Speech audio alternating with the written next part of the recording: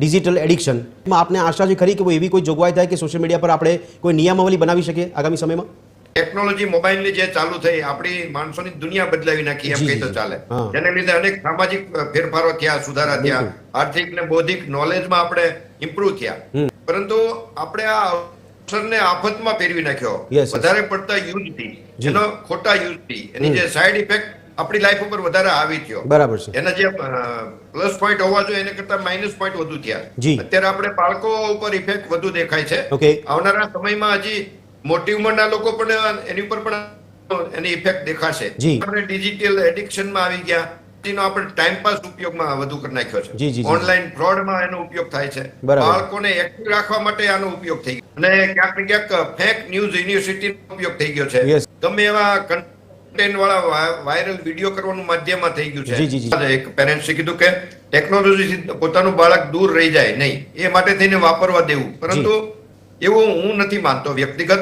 મારા અનુભવ છે જે રીતે મેં મારા પોતાના જ સંતાનને 10મા પછી 10th પછી એન્ડ્રોઈડ ફોન વ્યક્તિગત આપ્યો હતો. ત્યાં સુધી આપ્યા પણ નહોતા.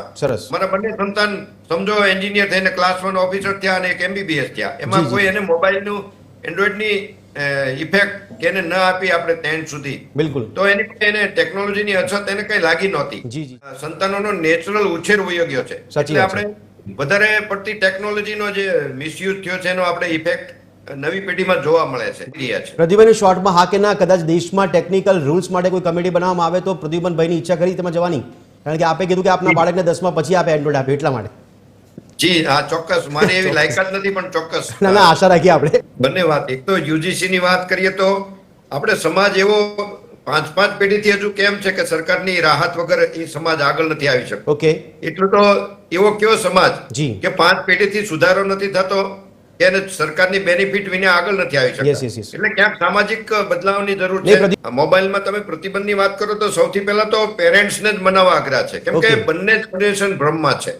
ક્યાંક ને ક્યાંક બંને એડિક્ટ છે. એટલે સૌથી પહેલા પેરેન્ટ્સની તૈયારી છે, સોશિયલ તૈયારી છે, સરકારની તૈયારી છે, ત્યારે આપણે આ પ્રશ્ન સોલ્વ કરી શકીએ.